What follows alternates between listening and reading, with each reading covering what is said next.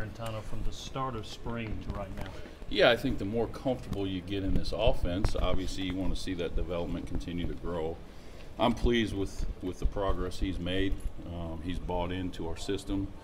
Obviously, with the addition of Coach Chaney and bringing this new offense in, does a great job of detailing it up for all of our guys, and then obviously the position coaches take the next step. And really, we're just an extension of Coach Chaney, and this is a QB-friendly offense, but it also puts a lot of responsibility on the quarterback, and he's done an outstanding job of grasping this and continuing to make progress. What do you mean when you say it's a quarterback-friendly offense? Well, I think it allows you, one, I always say this, I'm always looking for smart, tough guys. And you got to be smart to play quarterback in this offense. There's a lot of variables. There's a lot of responsibility in terms of pre-snap and line of scrimmage, as well as making decisions post-snap. So there's a lot on the quarterback in terms of making checks not only in our run game but in protection. And if you can grasp that, it puts yourself in a position to be successful, and that's what I mean by quarterback-friendly. What are the things when you've talked to and Coach Jarrett this fall, what are the things that you've emphasized? What keeps coming up? Well, I think it's consistency, right? That's the biggest thing. And as we go through camp, there's always little things that you want to continue to work on. I talk about consistency of your footwork, right? Anticipation, decision-making, all of those things. We track every throw that these quarterbacks make in practice every single day. And so there's always one, decision. Did you make the right decision? Are you going to the right place with the ball? Two, was it on target? Okay. And three, what was the result? Now, we can't control the result all the time, but we can control where we decide to throw the ball, as well as if it's on target or not. So they know that they're being challenged every day, and I point out those little things that when we're not on target, there's probably a reason why we're not, and that's the consistency we're looking for in footwork, base, anticipation, decision-making, starting point with your eyes, all of those things that go into being an elite quarterback, and he's done a great job of that throughout camp. Coach Jarrett's been here 4 years, and you got two freshmen that have never taken a snap. Yeah. So how do you kind of, keep him on edge when, it's not a competition really? I mean, how do you manufacture challenges? Yeah, you spend a lot of time talking to them. I think the most important thing is you got to have a relationship with your players.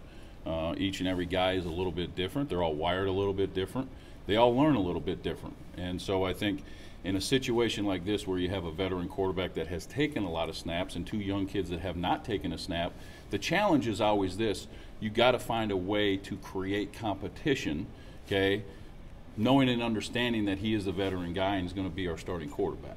And so I think just having that relationship, talking to him about, hey, listen, you have to approach every day, okay, like Tom Brady's in the room and you're competing against him.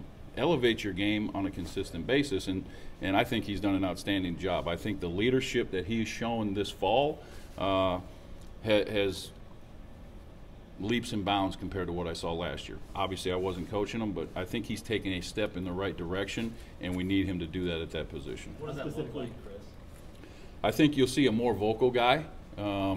He is very cerebral, smart guy, can understand a lot of different things, can compartmentalize when he needs to, but he's a functional thinker. And I think what happens sometimes at the quarterback position, because you have so many responsibilities and there's so many variables within the offense, sometimes you get caught, okay, in your own little box. And I think he's expanded his vision, he's expanded his vocal leadership.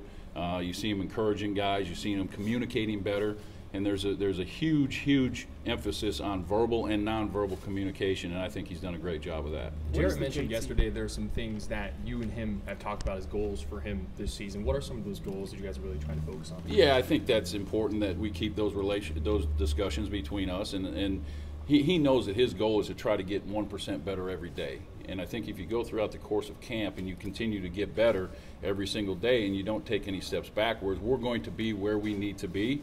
We're never going to reach, okay, obviously you got to continue to learn. You got to continue to get better. We're never satisfied in that room. He knows that. He's been grinding all camp, and like I said, he's done an outstanding job. Where does the JT and Brian battle stand right now? Yeah, so you got two young guys. You got a guy that was obviously spent the year with us last year, but now you have to approach this like it's two true freshmen coming in. It's a brand new system. And without getting any experience last year, you look at those guys as two young guys coming in trying to learn an offense. I think they're wired a little bit different. Okay, they come from two different offenses. Obviously, JT has a little more experience because he's been around here for a year. Brian has got a very high ceiling, okay, but still has a lot to learn, like every other young quarterback. And I think what we've provided for them is an opportunity to compete. And as a quarterback, that's all you really want. So you know that you're challenged every day, and we're flip-flopping those guys every single day, getting the same amount of reps and letting those guys challenge each other. How are they wired differently? Like, how are their styles? Yeah, I think, each and every guy is a little bit different. JT's going to try to analyze things a little bit more. Brian Maurer's going to be a little bit more of a free spirit, and that's kind of what he's accustomed to in his background in terms of going out and playing some backyard football and making plays. Probably can to make more off-schedule throws. If you understand that, hey, listen, it breaks down. He can run around and make a bunch of plays. That's what he's accustomed to doing. JT's more of a structured guy. Hey, want to analyze it, want to stay in the pocket. So you're looking at those guys, and they're different that way, and probably their approach as well. How are they kind of taking care of the ball so far as preseason? Yeah, we emphasize it. We emphasize it every single day. It's ball security, okay, and we have a great responsibility because we touch it on every snap. And I know it's a cliche, but the bottom line is we have the biggest responsibility. To one, we can protect the ball through our decision making. Two, protect the ball anytime we leave the pocket. Three, okay, you always have to protect the ball in any type of ball handling with the running back. So every single day that's being emphasized. I think they've done a good job. But listen, we've had lapses, but so does every quarterback throughout the course of training camp when you talk about, throwing over 500 balls, okay? And I think the decision making has been good, okay, can always improve. And I think that the ability to be able to change ball flights, ball speeds, all those different things that come along with being accurate, okay, will eliminate some of those turnovers. We have not had a ton of interceptions throughout the course of camp. We have not had a ton of fumbles throughout the course of camp, and hopefully we continue to improve on that because the ultimate goal is to have 0. How do you balance the reps that your quarterbacks get versus not throwing too much? Yeah, that's always the age-old question in camp, right? You have to be cautious of not to overthrow them. We always talk about camp arms, and when you're throwing this many balls, you have to make sure you're taking care of your arms. I preach it every day with these guys. Take care of your bodies, take care of your arms. And it's just natural that as you go through camp and you throw as many balls as this, that you start to see some adjustments in their arm angles. And that's been a point of emphasis the last 2 days. When your arm gets tired, you start to drop your arm out of a good slot. And so, again, we can make some adjustments with your feet to put more stress on your legs throwing the football while your arm is tired. But, again, we do monitor all of that, and we make sure that they're not overthrown. Do you work with your quarterbacks on throwing motion? Do you change it if you think it needs to be changed? No, I'm a firm believer that when they were a young kid and they picked up a rock and they skipped it in the leg, that's your throwing motion. I can make adjustments to their lower half. I'm not in the business of trying to change a kid's throwing motion. You can make minor adjustments, but you're never going to change their throwing motion. So I think as they understand the mechanics of throwing the football in a perfect position, okay, we can make those adjustments, but I'm not going to change their throwing motion. You mentioned this is a quarterback-friendly offense. How would you rate the functionality of your room in this offense compared to maybe the spring game, compared to where you were when camp started, in terms of being able to manage everything and the function of it? Yeah, I think the one thing is that our goal going into camp was put a lot of volume on the guys. Clearly, there's more volume on the quarterback than anybody else. And I think what they've done is each and every day accepted that responsibility. I think they have a much better understanding today than they did in day one of camp, and it's miles apart compared to the spring. We've obviously given them more information and installed a lot more offense, but I think that each and every day they've made a conscious effort to ensure that they understand what we're trying to get accomplished, and I think we're miles apart from where we were in the spring. You talked about the ways you tried to challenge Jared, even though he's clearly the starter. How specifically do you do that? You talk about trying to get more vocal, but how specifically do you issue those challenges aside from talking to him? Is there anything specific in practice or in the film room? No, it's, understand, I have the unique responsibility in the way that our staff is structured that I get to keep my eyes on the quarterback the whole practice. Obviously, Coach Chaney and I spend a lot of time together there on the practice field, but I've got one responsibility to make sure the quarterback's doing it. So after every rack, okay, I have an opportunity to coach this guy up.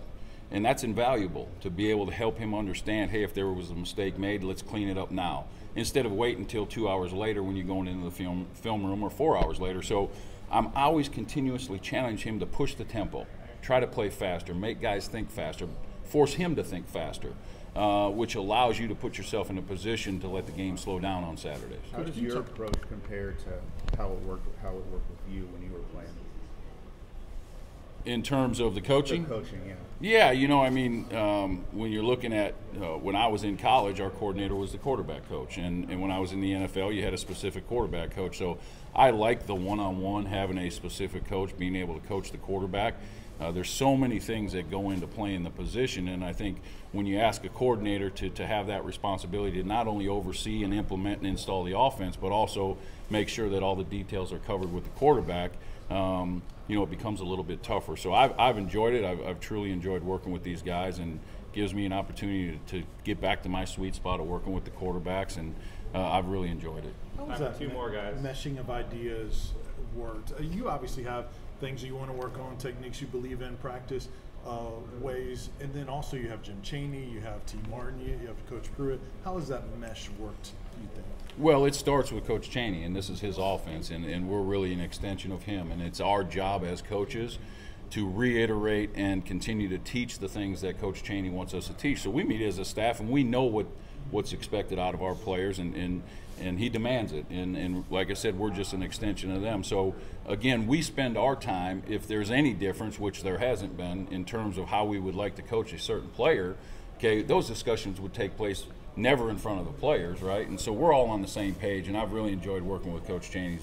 He's laid the foundation. He has an idea of exactly what he wants to do, and that helps us as coaches be able to deliver that message to the players. You said that you're flip-flopping the JT and Yep. Brian every day. Do you see that continuing throughout the season, or do you feel like as you move into game week and another week you have to identify, hey, here's the number 2 quarterback? Yeah, again, that's I'll continue to share what I feel about these guys at this position. I will not make that decision clearly. You know, that's going to be up to Coach Pruitt and Coach Chaney. Ultimately, I don't know what the plan is. Our goal right now is to focus on one day at a time, okay, and continue to let those guys compete, and then we'll let the chips fall where they may. Thanks, Coach. All right, guys.